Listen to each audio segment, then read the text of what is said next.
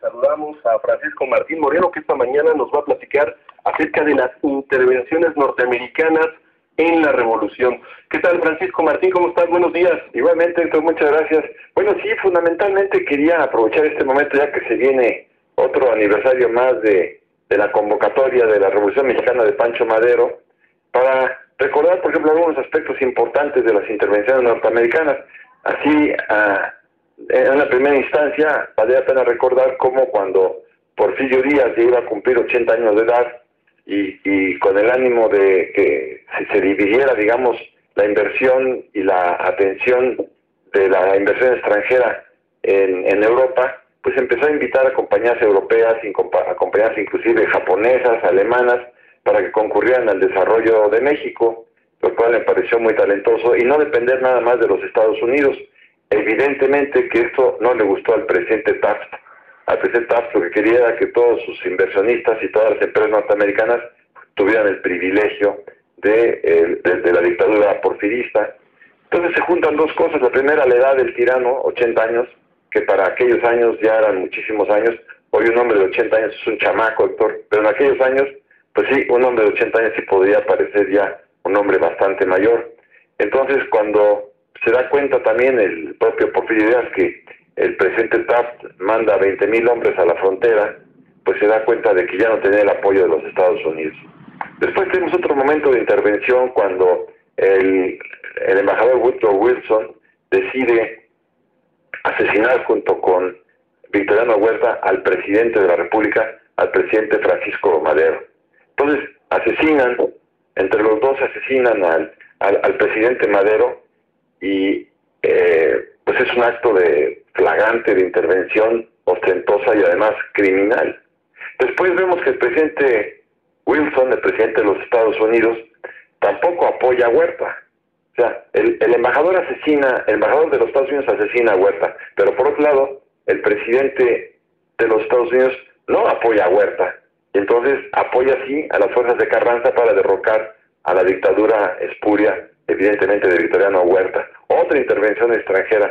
Ahí también vemos el caso cuando en 1914 intervienen el puerto de Veracruz, bombardean Veracruz. Bueno, de hecho lo intervienen, el bombardeo fue insignificante, pero lo intervienen para evitar que un barco alemán descargara armas en Veracruz, porque ya se veía también que el imperio alemán apoyaba a Huerta. Entonces, aquí tenemos otra intervención más de los Estados Unidos. Una tercera podría ser, y definitiva, fue cuando el presidente Wilson también decidió apoyar a Carranza después de la Convención de Aguascalientes, cuando no se ponen de acuerdo las facciones. Bueno, pues Villa se levanta en armas en contra de Carranza, y Carranza pues también se defiende. Y bueno, ¿qué sucede? Que el presidente Wilson le vende balas y municiones cebadas a Villa para que lo pudiera derrotar Carranza y Obregón sin ningún problema.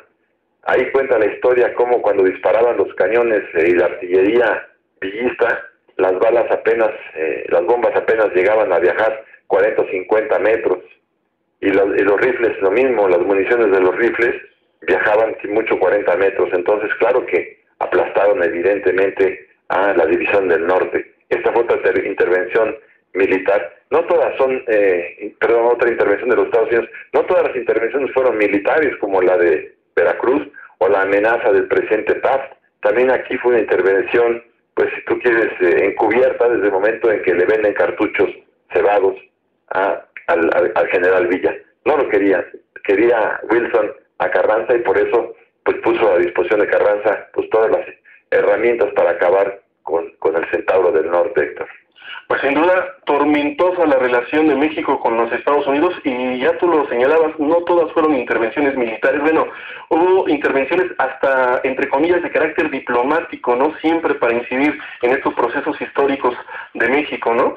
Así es correcto. Pues cuando se dan los tratados de Bucareli, porque el gobierno de Estados Unidos no reconoce al gobierno de Obregón, porque decían que Obregón era un golpista desde el momento en que había derrocado y asesinado al presidente Carranza. Pues el gobierno de Estados Unidos no reconoce el gobierno de Obregón, pues por esa razón. ¿Cuándo lo reconoce? Cuando Obregón, a raíz de los tratados de Bucareli, los famosos tratados de Bucareli, renuncia a la aplicación de la Constitución de 1917, porque le urgía que Estados Unidos lo reconociera, dado que tenía la sucesión presidencial para imponer al presidente, bueno, al general Calles, y sabía que iba a haber un movimiento armado, se sublevarían todos los militares mexicanos porque querían a Adolfo de la Huerta y no querían a Calles. Entonces, como lo sabía muy bien Obregón, dijo, necesito armas, necesito aviones, necesito pertrechos de guerra, no me los van a vender a menos que me reconozcan, y no me van a reconocer los Estados Unidos a menos de que yo dé marcha atrás al artículo 27 de la Constitución, de tal manera que el suelo y el subsuelo no fueran propiedad de la nación. Ahí tienes otra intervención descarada, encubierta diplomáticamente hablando, pero bueno, que pues evidentemente torció el destino de México de nueva cuenta, ¿no? ¿Y qué decir de la persecución de Pancho Villa por soldados norteamericanos? Recientemente en una película realmente muy buena de Felipe Casals, que se llamaba Chico Grande, pues nos rememora aquella historia, ¿no?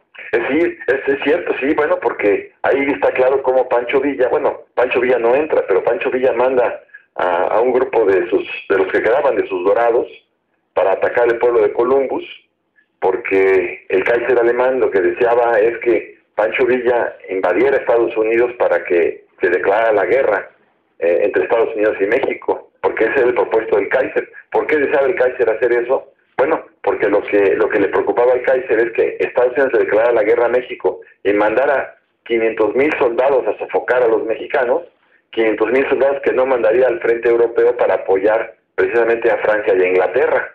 Entonces, pero no le sale porque, como tú bien dices, se da nada más la expedición Pershing para atrapar a Villa, cosa que nunca sucedió porque Villa se escondía muy bien, se disfrazaba de maestro, se disfrazaba de sacerdote, se disfrazaba de campesino, y nunca encontraron a Pancho Villa. Evidentemente no lo iban a encontrar en territorio nacional. Lo que es muy curioso, Héctor, es ver cómo entra la expedición Pershing para buscar a Pancho Villa, y después, cuando se va a promulgar la Constitución de 1917, dicen, pues nosotros no nos salimos de México a menos de que no se legisle en el artículo 27 de la fracción segunda de la Constitución, que habla de que el suelo y el subsuelo son propiedad de la nación. Entonces, claro, la pregunta era, óiganme, señor Pershing y señor Wilson, ¿no vinieron ustedes a buscar a Villa? ¿No invadieron México para buscar a Villa? ¿Ya se les olvidó?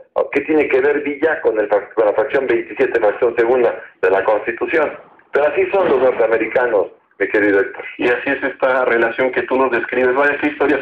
Te agradecemos mucho tu participación, Francisco Martín Moreno. Así, Héctor, que acabes muy pronto y que todo sea bien para ti. Gracias, igualmente. Adiós. Pues era Imágenes en la Historia con Francisco Martín Moreno. Faltan 22 minutos antes de las 11.